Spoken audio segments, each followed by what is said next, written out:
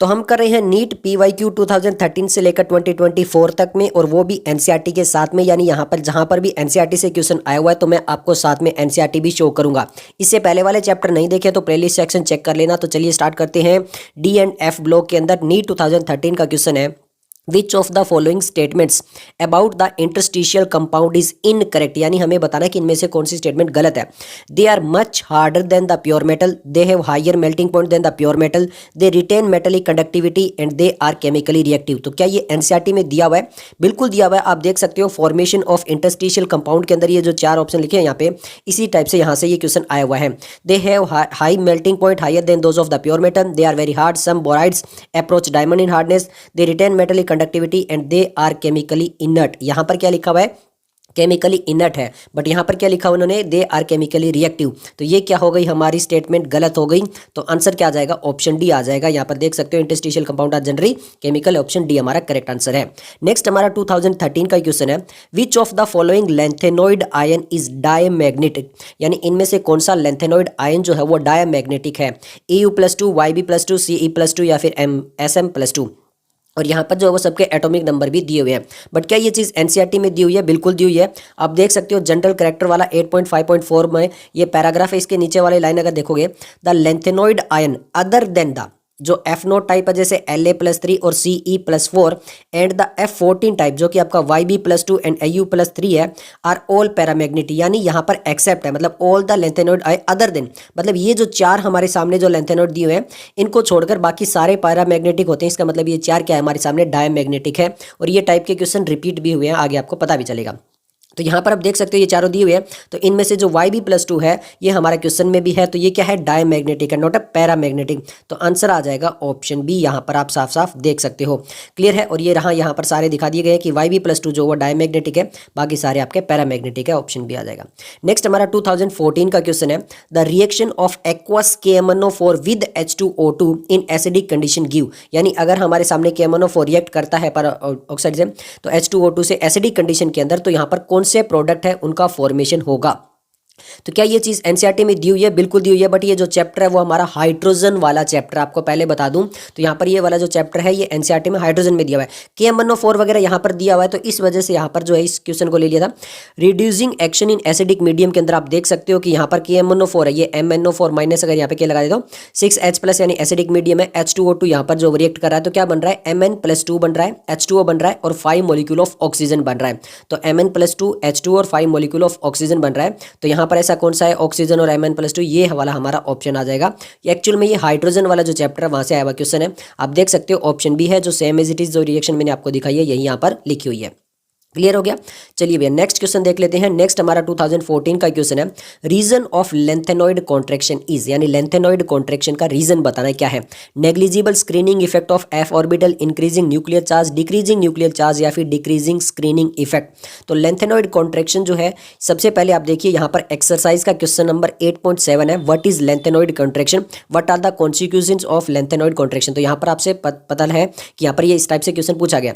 But क्या ये NCERT में दिया हुआ है? बिल्कुल दिया हुआ है। देखो, the factor responsible for the lengthenoid contraction is somewhat similar to that observed in an ordinary transition series, and that is attributed to similar cause, that is the imperfect shielding of one electron by another in the same set of orbital। यानी यहाँ पर भी जो है वो imperfect shielding की वजह से जो है वो lengthenoid contraction देखने को मिलता है। आगे दिखा हुआ है, the shielding of one 4f orbital by another is less than that of the d electron another, and is the same nuclear charge increases along the series, there is fairly regular decrease in the size of the entire 4f n orbital। तो यहाँ पर आप देख सकते हो कि साफ साफ लिखा हुआ है कि यहाँ पर क्या हो रहा है? न्यूक्लियर चार्ज जो वो इंक्रीज होता है अलोंग तो यहाँ पर आप देख सकते हो क्या था? Due to poor shielding effect of the 4f orbital है, उसकी वजह से यहाँ पर जो है वो चीज़ें होती है। तो यहाँ पर हमारा जो ऑप्शन था यहाँ पर ये आ जाएगा कि negligible screening effect of the f orbital वाला हमारा आंसर जो है वो निकल कर आ जाएगा, जो एज इट इज एनसीईआरटी में जो है वो दिया हुआ है। क्लियर हो चुका होगा। अब आगे बढ़ने से पहले मैं आपको बता दूं कि अगर नोट्स और टेस्ट सीरीज के लिए जो है वो आप एप्लीकेशन को डाउनलोड कर सकते हो, और अगर आपको PYQ बुक परचेज करनी है तो यहाँ पे जो चैनल पर स्टोर है उसको चेकआउट कर सकते हो, या फिर जो है वो प्रोडक्ट्स आप डिस्क्रिप्शन में देख सकते हो। तो चलिए नेक्स्ट हमारा क्वेश्चन है 2015 का। यहाँ पर बोला गया है, gadolinium belongs to the 4f series, its atomic number जो वो 64 है। Which of the following is the correct electronic configuration, हमें बताना है। जो गैडोलिनियम जो है उसका करेक्ट इलेक्ट्रॉनिक कॉन्फ़िगरेशन हमें बताना है कि इनमें से कौन सा आएगा।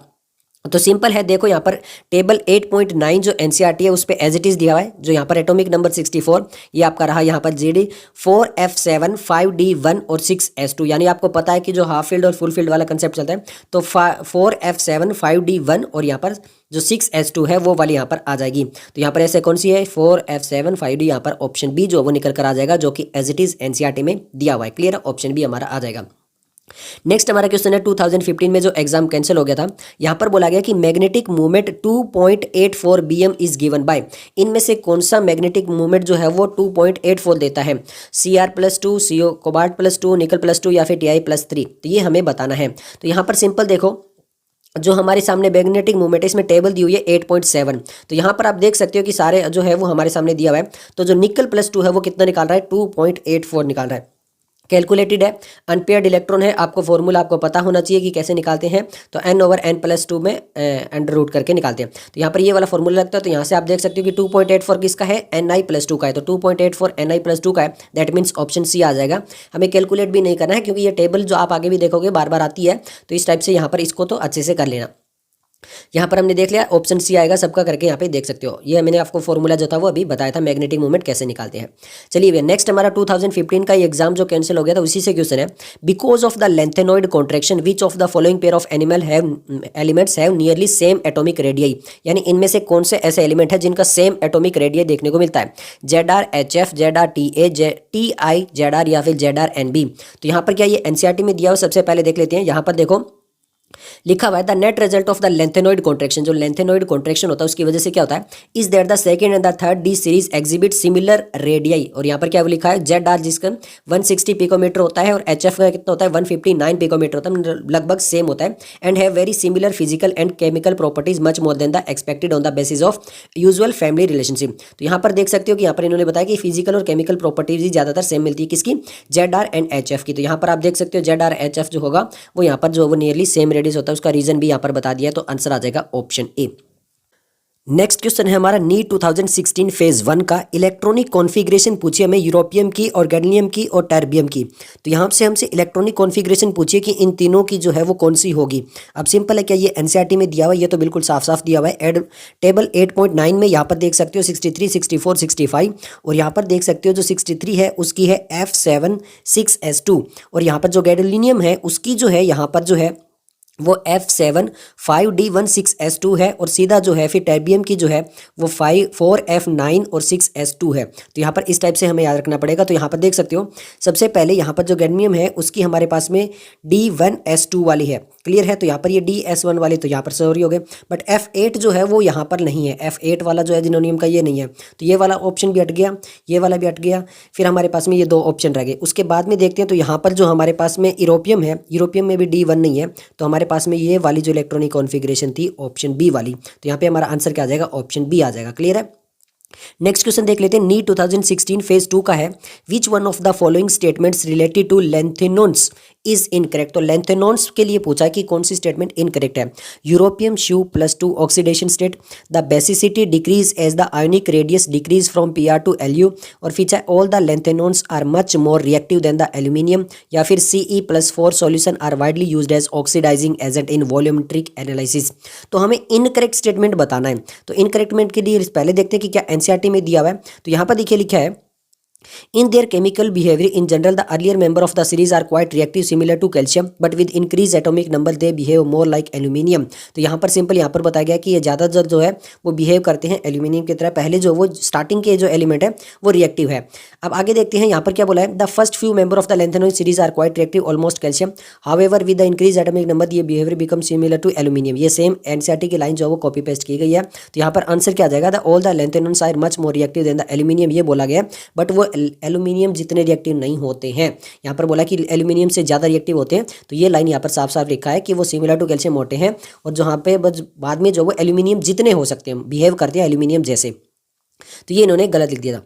नेक्स्ट हम बात कर लेते हैं नी 2017 के क्वेश्चन की। The reason for greater range of oxidation state in the actinoid is. तो यहाँ पर जो एक्टिनोइड्स होते हैं उसके अंदर ज़्यादातर जो ऑक्सीडेशन स्टेट देखने को मिलती है, इतनी ज़्यादा रेंज देखने को मिलती है, उसका रीजन क्या है? क्या एक्टिनोइड कॉन्ट्रैक्शन है, या फिर 5F6D and 7S level having comparable energy की वजह से है, या फिर 4F and 5D level being close in energy की वजह से है, या फिर the radio active nature of actinoid है। तो सबसे पहले एनसीईआरटी में देखते हैं।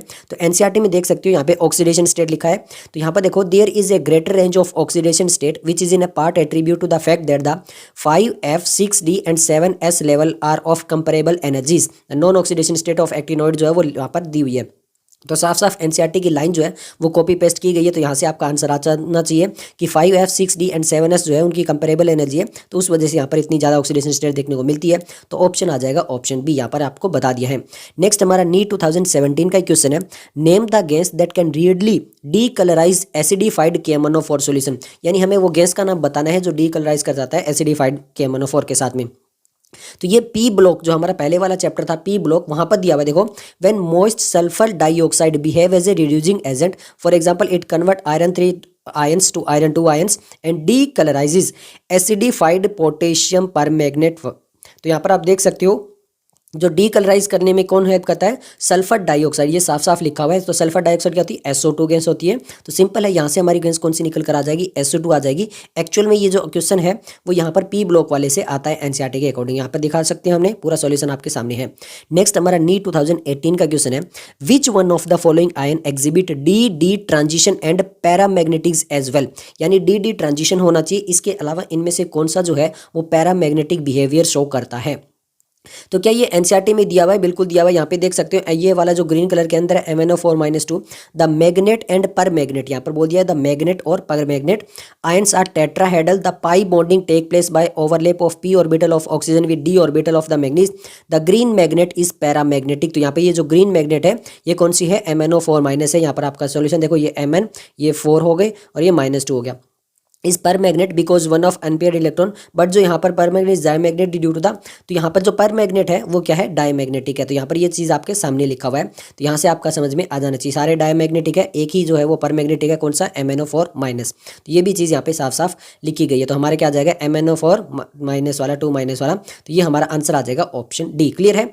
नेक्स्ट हम बात कर लेते हैं यहाँ पर अगले क्वेश्चन के बारे में। तो अगला क्वेश्चन जो है वो है हमारा यहाँ पर 2018 का। Match the column.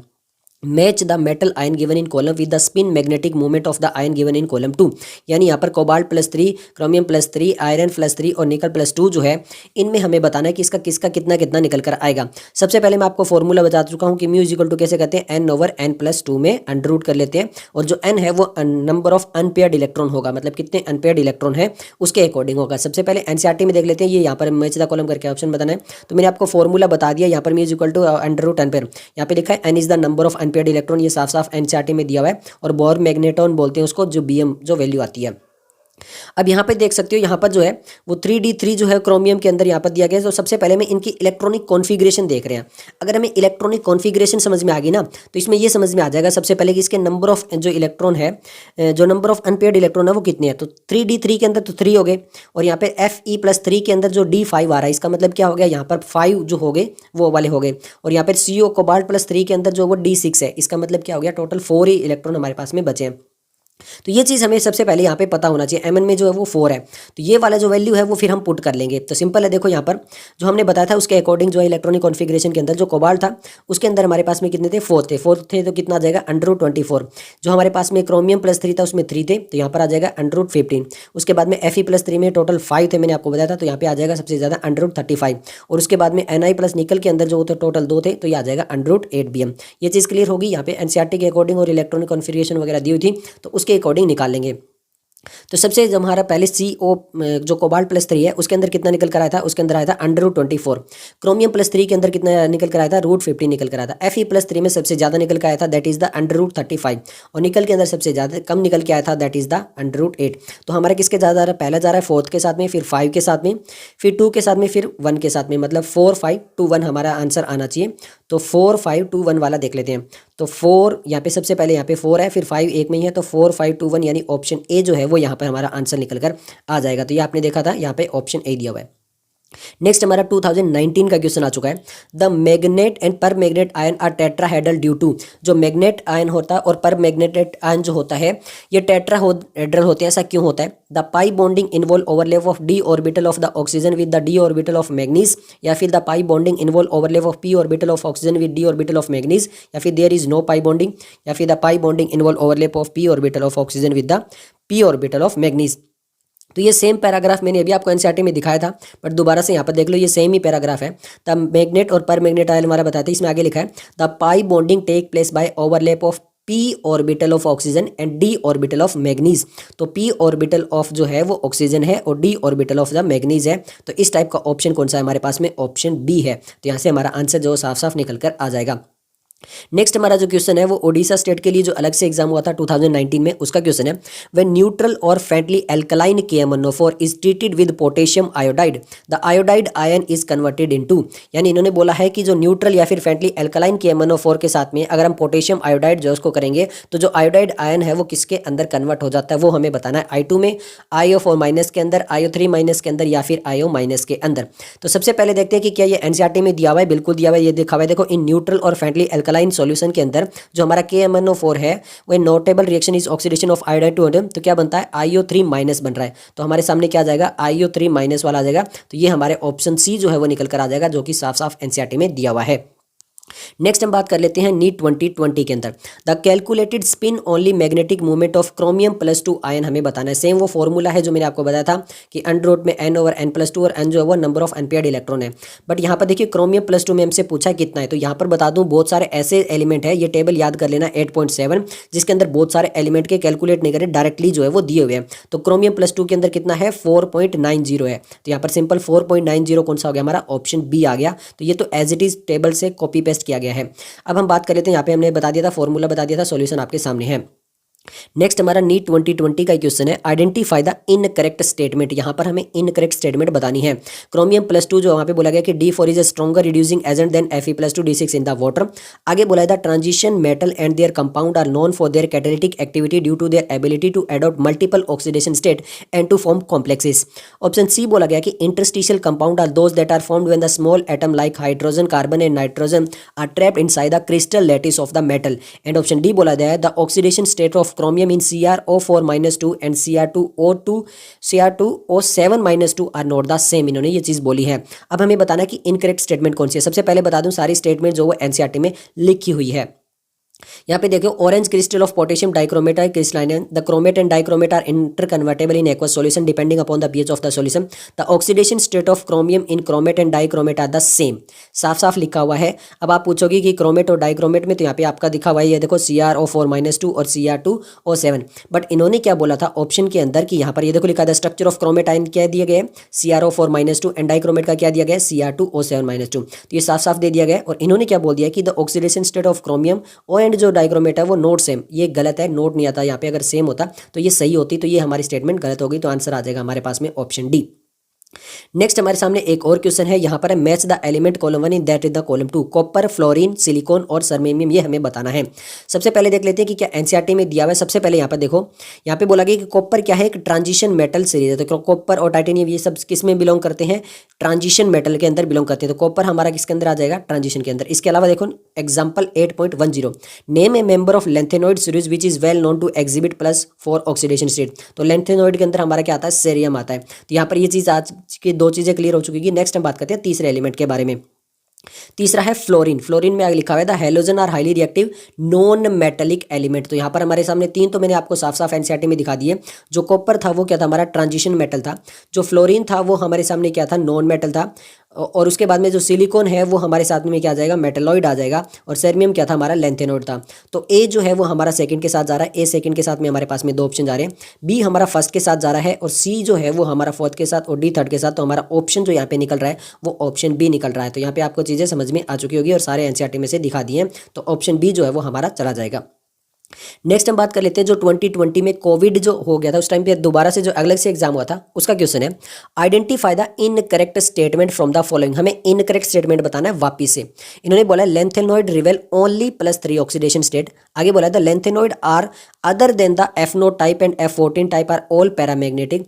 आगे इन्होंने बोला है the overall decrease in atomic and ionic radius from the lanthanoid to lutetium is called lanthanoid contraction. And D बोला है zirconium and hafnium have identical radius of 160 picometer and 159 picometer respectively as a consequence of lanthanoid contraction. ये वाली statement के question तो आप बहुत बार पढ़ चुके हैं, आपको पता है ये करेक्ट है। अब हम बात करने वाले हैं यहाँ पे कौन सी स्टेटमेंट इनकरेक्ट है। इस टाइप का ये जो ऑप्शन बी लिखा हुआ है ये भी मैंने आपको बताया था, जहाँ पे YB+2 करके था, ये एनसीईआरटी की स्टेटमेंट थी और बताया था कि इनको एक्सेप्ट इनको बाकी सारे पैरामैग्नेटिक होते हैं, ये भी वाली सही है। अब यहाँ पर देखो क्या लिखा है, इन द लेंथेनॉइड। लेंथेनॉइड के अंदर क्या होता है, यहाँ पर +2 और +3 ऑक्सीडेशन स्टेट भी देखने को मिलती है। The compound are predominated however occasionally +2 and +4 ion in solution in the solid compound are also obtained. यानी यहाँ पर लेंथेनॉइड के अंदर केवल +3 नहीं, +2 +4 जो है वो भी मिलती है, मतलब +2 +3 +4 ऑक्सीडेशन स्टेट देखने को मिलती है, जो कि साफ साफ एनसीईआरटी के अंदर जो है वो मेंशन किया गया है। तो यहाँ पर हमारे सामने ये इन्होंने क्या बोला कि लेंथेनॉइड के अंदर जो होती है वो ओनली +3 ऑक्सीडेशन स्टेट देखने को मिलती है। तो ये इनकरेक्ट पूछा था, तो आंसर आ जाएगा ऑप्शन ए। क्लियर हो गया। ओके भी, नेक्स्ट हमारा क्वेश्चन है जो कोविड के लिए, match the following aspect with the respective metal. यहाँ पे बोला गया the metal which रिवेल A maximum number of oxidation state, scandium, copper, manganese. तो आपने देखा मैग्नीज में सबसे ज्यादा +2 से लेके +7 तक जाता है। The metal although placed in the 3D block is considered not as a transition element, वो जिंक आएगा। आगे कहते the metal which does not exhibit variable oxidation state, यानी ज्यादातर जो ऑक्सीडेशन स्टेट है वो वेरिएबल नहीं शो करता, स्कैंडियम नहीं करता है। The metal which is in +1 oxidation state in aqueous solution undergo disproportion, तो वो कॉपर करता है। क्या ये एनसीईआरटी में लिखे दिखा देता हूं एक एक करके। सबसे पहले देखो ऑक्सीडेशन स्टेट के अंदर Mn के अंदर +2 से लेकर 3 4 5, तो यहाँ पर जितने भी एलिमेंट देखोगे यहाँ पे कॉपर, निकल, कोबाल्ट और स्कैंडियम ये सारे दिए हुए। तो Mn जो है वो सबसे ज्यादा जो है वो वेरिएबल ऑक्सीडेशन स्टेट शो कर रहा है, तो ये चीज क्लियर होगी मैग्नीज वाला। अब देखो नेक्स्ट है हमारा एग्जांपल 8.3, कॉपी पेस्ट किया गया। कैसे किया देखो, name A transition element which does not exhibit variable oxidation state, यानी हमें वो ट्रांजिशन एलिमेंट बताना है जो यहाँ पे वेरिएबल ऑक्सीडेशन स्टेट नहीं करता है, और सॉल्यूशन के अंदर साफ साफ लिखा हुआ है स्कैंडियम। ये चीज क्लियर हो चुकी होगी। दूसरा नेक्स्ट हम तीसरे की बात कर लेते हैं, तीसरा भी कॉपी पेस्ट है, एग्जाम्पल 8.1। आगे लिखा है on what ground can you say that scandium is a transition element but zinc is note, यानी आप किस स्केल पे ये कह सकते हो कि जिंक जो है वो एक ट्रांजिशन एलिमेंट नहीं है जबकि स्कैंडियम है। यहां पर ये साफ साफ क्या है, एग्जांपल में बता दिया है कि जिंक जो है वो ट्रांजिशन एलिमेंट नहीं है, और फिर इसका पूरा डिटेल में बताया गया कि जिंक जो है वहां पे कंप्लीटली डी ऑर्बिटल है in its ground state as well oxidise state, इसलिए इसको जो वो ट्रांजिशन एलिमेंट नहीं बोलते हैं। ये चीज क्लियर होगी। आगे देखो the many copper compound are unstable in aqueous solution and undergo disproportion, तो कॉपर जो है वो डिस्प्रपोर्शन के अंदर जाता है। तो ये सारी चीजें मैंने आपको बता दी है। तो यहाँ पर अब आप देख सकते हो कि यहाँ पर हमारा मैचता कॉलम कौन सा चला जाएगा। सबसे पहले मैंने बता दिया था मेटल विच रिवेल ए मैक्सिमम, ये हमारा मैग्नीज के साथ जाएगा। The metal although placed in 3 note है, वो हमारा जिंक के साथ चला जाएगा। The metal which does not exhibit variable oxidation scandium के साथ चला जाएगा, और ये हमारा जो है वो डिस्प्रपोर्शन रिएक्शन वाला कॉपर के साथ चला जाएगा। मतलब हमारे सामने आना चाहिए 3 4, तो 3 4 वाला हमारे पास में यही वाला ऑप्शन है, 3 4 1 2, तो हमारे पास में जाएगा ऑप्शन ए। क्लियर है, सारा एनसीईआरटी के अंदर जो वो मेंशन किया हुआ है, तो मैंने आपको एक एक लाइन दिखा दी है।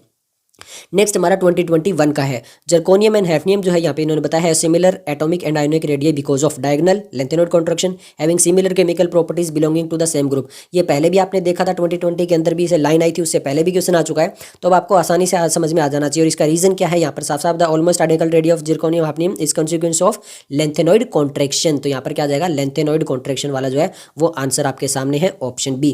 क्लियर हो गया होगा। यहाँ पर ये एनसीईआरटी दिखा दी है, सॉल्यूशन भी आपके सामने रहा। नेक्स्ट हमारा 2021 का क्वेश्चन है the incorrect statement among the following, तो हमें इनकरेक्ट बताना है वापिस से।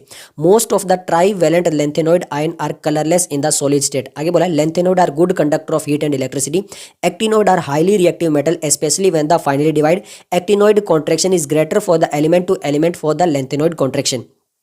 सबसे पहले यहां पर देखो ये रहा जनरल कैरेक्टरिस्टिक्स में लिखा हुआ है 8.5.4। आगे लिखा है many trivalent lanthanoid ions are coloured both in solid state and in aqueous solution, यानी ज्यादातर जो ट्राइवेलेंट लेंथेनॉइड होते हैं वो कलर्ड होते हैं, चाहे वो सॉलिड स्टेट की बात करें या फिर एक्वस सॉल्यूशन की बात करें। और इन्होंने पहली लाइन में क्या बोल दिया है कि most of the trivalent lanthanoid जो वो कलरलेस है, तो ये क्या हो गई, इनकरेक्ट स्टेटमेंट हो गई। तो आंसर आ जाएगा ऑप्शन फर्स्ट। क्लियर है। नेक्स्ट अब हम आ चुके हैं 2022 के क्वेश्चन में, इन द न्यूट्रल और faintly alkaline medium KMnO4 oxidise iodide into iodate, the change in the oxidation state of manganese in this reaction to from. अब देखो ये वाली रिएक्शन हमारी पहले भी आई थी, बट वो सिर्फ रिएक्शन आ गई थी। अब हमसे क्या पूछ लिया, उसका ऑक्सीडेशन नंबर पूछ लिया। मैंने ये क्वेश्चन क्यों करवाया, देखो यहाँ पे इसी चीज़ को पीवाईक्यू के अंदर समझो कि पीवाईक्यू रिपीट होते हैं बट क्वेश्चन सेम नहीं रहता है, उसको चेंज कर दिया जाता है, थोड़ा बहुत ऊपर नीचे कर दिया जाता है। इसीलिए आप पीवाईक्यू के जो टॉपिक्स है उनके ऊपर ध्यान देना। अब ये वाली रिएक्शन मैंने IO3 पूछा था पहले वाले में। अब देखो MnO4 माइनस है तो इधर -1 है, तो यहाँ पे इसको करोगे तो कितना हो जाएगा आपका, ये 4 × 2 8, तो ये आ जाएगा आपका +7, और ये कितना आ जाएगा 4, तो +7 to +4 जो है वो जा रहा है। तो ये चीज़ आपको क्लियर हो चुकी होगी। इसको निकालना तो बहुत आसान है, ये अगर आपने किया है तो रिडॉक्स रिएक्शन वाले चैप्टर वैसे तो ये हमारा कहाँ से जा रहा है, देखो +7 से +4 में चेंज हो रहा है। तो ये चीज़ आपकी क्लियर हो चुकी होगी। तो +7 to +4 यानी ऑप्शन बी हमारा निकल कर आ जाएगा। सॉरी, ये चीज़ क्लियर हो चुकी होगी। ओके भैया, नेक्स्ट हमारा क्वेश्चन है 2022 का।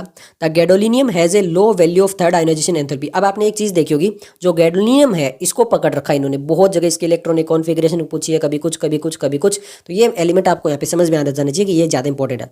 High basic character, small size, high exchange enthalpy या फिर हाई इलेक्ट्रॉनिटी। इन्होंने बोला है जो थर्ड आयोनाइजेशन एंथैल्पी है वो काफ़ी कम होती है गैडोलिनियम की। इसका रीज़न क्या है, क्या ये NCERT में दिया हुआ है? तो यहाँ पर देख सकते हो, यहाँ पे ये पूरा पैराग्राफ है। Detail discussion of the variation in the third ionisation enthalpy indicate that the exchange enthalpy consideration as in the 3D orbital of the first transition series appear to impact a certain degree of stability to empty, half filled and completely filled orbital f level. This is indicated from the abnormally low value of the third ionization enthalpy of lanthanum, gadolinium and lutetium. तो इन तीनों में बताया कि इसका reason यहाँ पे ये चीज़ हो सकती है, जो इन्होंने साफ साफ बता दिया है। अब यहाँ पर जो है इन्होंने इलेक्ट्रॉनिक कॉन्फ़िगरेशन दे दी और ये सब कुछ इन्होंने बता दिया। तो यहाँ पर देखो, यहाँ पर हमने बात कर लिया है कि यहाँ पे क्या है, हाई एक्सचेंज एंथैल्पी की वजह से होती है। ऑप्शन सी यहाँ पर आ जाएगा, जो कि यहाँ पे साफ साफ NCERT के अंदर लिखा हुआ है that the exchange enthalpy consideration. तो यहाँ पर क्या होती है, हाई एंथैल्पी होती है, तो इसलिए इन्होंने साफ साफ जो है वो साफ बात कर दी है। तो NCERT के अकॉर्डिंग हमारा आंसर जो वो ऑप्शन सी आ जाएगा। नेक्स्ट बात कर लेते हैं जो 2022 के अंदर दोबारा से एग्जाम हुआ था कुछ के अंदर, तो यहाँ पर उसके क्वेश्चन की बात कर लेते हैं। Decrease in size from left to right in actinoid series is greater and gradual than that in the lanthanoid series is due to। इन्होंने बोला है जब हम लेफ्ट टू राइट जाते हैं एक्टिनोइड के अंदर तो यहाँ पे डिक्रीज इन साइज होता है greater and gradual than the lanthanoid, lanthanoid से ज़्यादा होता है एक्टिनोइड के अंदर।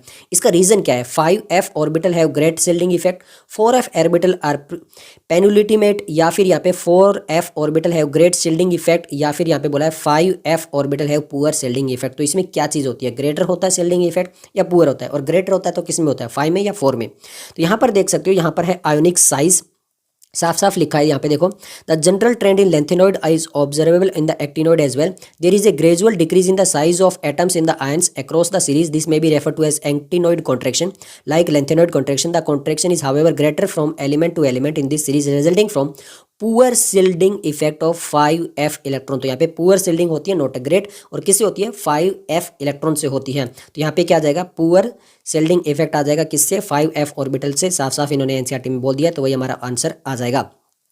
नेक्स्ट हमारा 2022 का ये जो दोबारा से एग्जाम होता है, 2 स्टेटमेंट दिए, मतलब स्टेटमेंट टाइप क्वेश्चन पूछा है। Chromium +2 is oxidising and Mn+3 is reducing in nature. Second statement दिया है, scandium +3 compound are repelled by the applied magnetic field. अब in the light of the above statement choose the most appropriate answer. हमें statement बतानी है, मतलब कौन C correct है कौन सी गलत है। सबसे पहले क्रोमियम +2 जो होता है वो रिड्यूसिंग और Mn+2 ऑक्सीडाइज होता है, इन्होंने उल्टा लिखा है। कंपाउंड आर रिपेल्ड बाय, अब देख लेते हैं, सबसे पहले रिपेल्ड वाली बात करते हैं। मैग्नेटिक प्रॉपर्टीज बहुत इंपॉर्टेंट है, इन टेक्स्ट क्वेश्चन 8.6 8.7 के नीचे मैग्नेटिक प्रॉपर्टीज, ये पैराग्राफ इंपॉर्टेंट है। देखो, when a magnetic field is applied to substance mainly 2 type of magnetic behaviour जो ऑब्जर्व होता है, डायमैग्नेटिक या फिर पैरामैग्नेटिक। डायमैग्नेटिक क्या होता है, diamagnetic substance are repelled by the applied field, यानी जो मैग्नेटिक फील्ड अप्लाई किया जाता है तो डायमैग्नेट क्या करेंगे, वहां पर रिपेल करेंगे, जबकि पैरामैग्नेटिक क्या करेंगे, अट्रैक्ट करेंगे। अब यहाँ पर सिंपल समझो, स्कैंडियम +3 जो है इन्होंने बोला है रिपेल कर रहा है, इसका मतलब क्या होना चाहिए, डायमैग्नेटिक होना चाहिए, इसका मतलब अनपेयर्ड इलेक्ट्रॉन नहीं होना चाहिए। तो वही होता है, इसके पास में कोई भी अनपेयर्ड इलेक्ट्रॉन नहीं है। स्कैंडियम यहाँ पे आप देखोगे अनपेयर्ड इलेक्ट्रॉन 0 है, इसका मतलब क्या है, ये एक डायमैग्नेटिक है और रिपेल करेगा। तो स्टेटमेंट 2 तो हो गई बिल्कुल करेक्ट। अब आते हैं स्टेटमेंट 1 के ऊपर, क्या ये NCERT में दिया हुआ है, यहाँ दिया हुआ है। देखो, सबसे पहले इंटेक्स्ट क्वेश्चन और इससे ऊपर वाला पैराग्राफ दोनों देख सकते हो। एग्जांपल 8.6 8.7 के नीचे इंटेक्स्ट क्वेश्चन लिखा, देखो, which is a stronger reducing agent, chromium +2 या फिर FeF+2। इनमें से इन्होंने सबसे पहले तो ये बता दिया कि रिड्यूसिंग एजेंट होता है, अब कौन सा स्ट्रॉन्गर होता है वो पूछा है। इसके टेबल के ऊपर लिखा है, देखो, an examination of value the redox table, यहाँ पे लिखा है Mn+3 and cobalt are strong oxidising agent. इन्होंने साफ साफ बोल दिया कि Mn+3 जो है वो एक स्ट्रॉन्ग ऑक्सीडाइजिंग ऑक्सीडाइजिंग एजेंट है, और नीचे बोला है Ti+2 Vanadium+2 and Chromium+2 are strong reducing agent. तो मैंने यही बताया था जो क्रोमियम जो होता है वो रिड्यूसिंग एजेंट होता है, Mn जो होता है वो ऑक्सीडाइजिंग होता है। इन्होंने क्या कर दिया, उल्टा लिख दिया। तो फर्स्ट गलत हो गई, सेकंड हमारी करेक्ट होगी। तो फर्स्ट हमारी इनकरेक्ट है एंड सेकंड हमारी करेक्ट है, तो आंसर क्या आ जाएगा, ऑप्शन ए आ जाएगा। बिल्कुल आपके सामने एक एक चीज़ जो है वो खोलकर मैंने आपको दिखा दी है। ये वाली लाइन जो वो मैंने थोड़ा सा जो बड़ी करके भी यहाँ पे आप दिखा दी है। अब आप देख सकते हो एग्जाम्पल 8.6 के ऊपर वाली, ये भी देख लो, तो यहाँ पे हमारा आंसर आ जाएगा। नेक्स्ट हम बात कर लेते हैं नीट 2023 में, the stability of copper is more than the copper+ salt in aqueous solution is due to. इन्होंने बोला है कि जो कॉपर+2 होता है वो ज़्यादा स्टेबल होता है H2 कॉपर+। तो यहाँ पर इसका रीजन क्या है, second ionisation, first ionisation, enthalpy of atomisation या फिर hydration energy.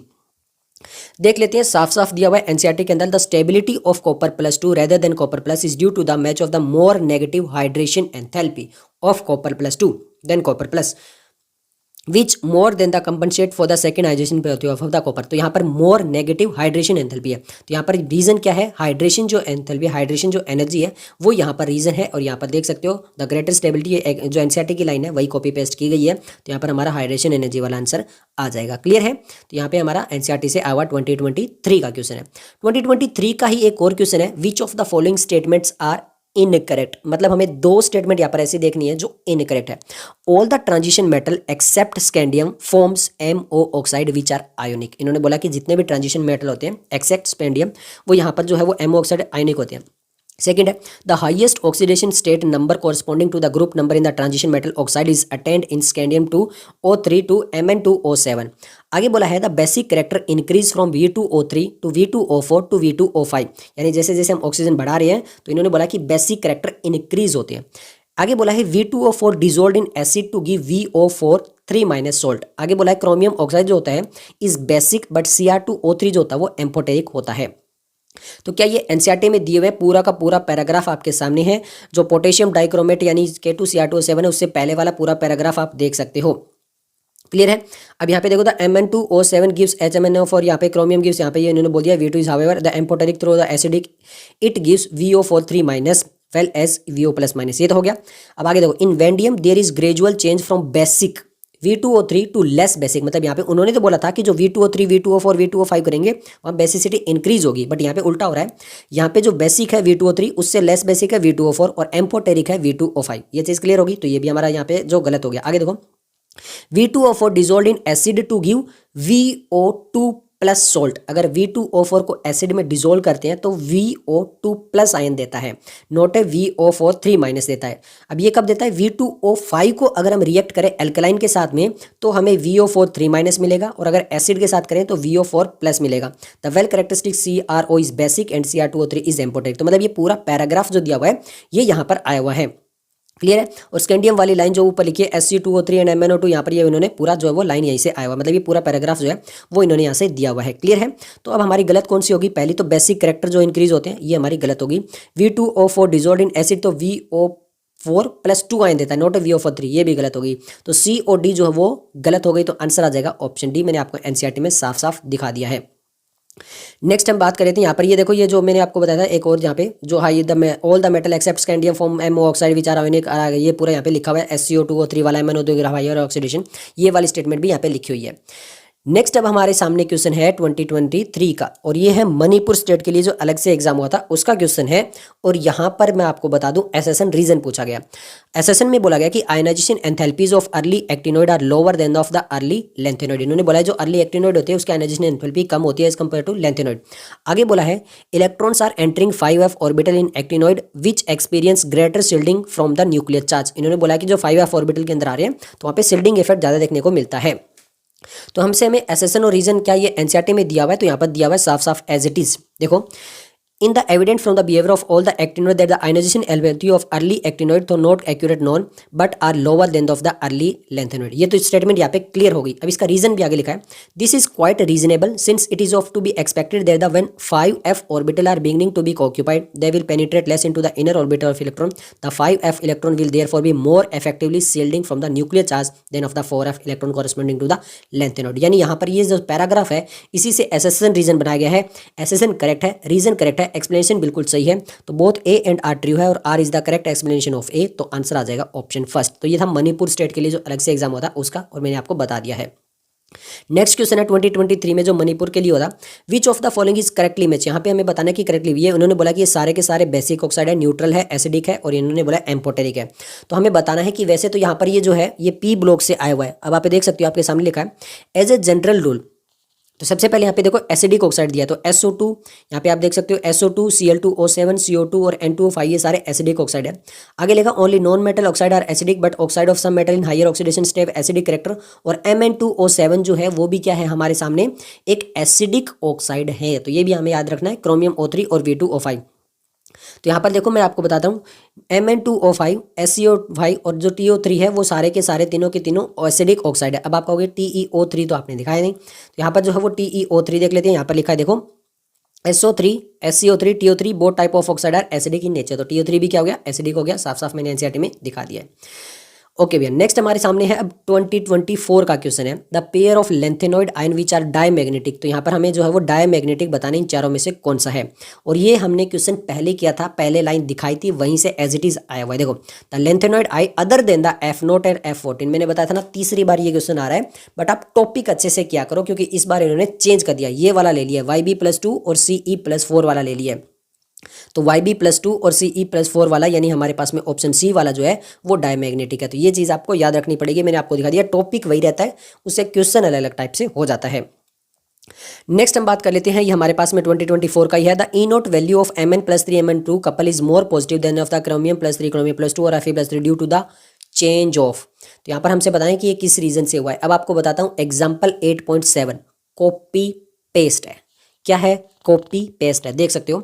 Y is the E naught value of Mn+3 Mn+2 couple much more positive than of the Chromium+3 Chromium+2 and Fe+3 and Fe+2 explain much larger third ionisation energy of Mn where the required change is D5 to D4 is mainly responsible for this. तो यहाँ पे D5 to D4 वाला जो है वो mainly responsible होता है, note है D4 to D5, D5 to D4 वाला। तो ऑप्शन सी आ जाएगा, एग्जाम्पल से उठाया गया, और वो भी जो ब्रैकेट के अंदर जो हम जो है वो नेगलेक्ट कर देते हैं कि इतना कौन पड़ेगा, डिटेल में कौन जाता है। तो यहाँ से कैसे डिटेल से क्वेश्चन उठाया गया एनसीईआरटी से, ये भी आपको देखना है। चलिए ये मैंने आपको बता दिया है, तो ऑप्शन सी हमारा आंसर आ जाएगा।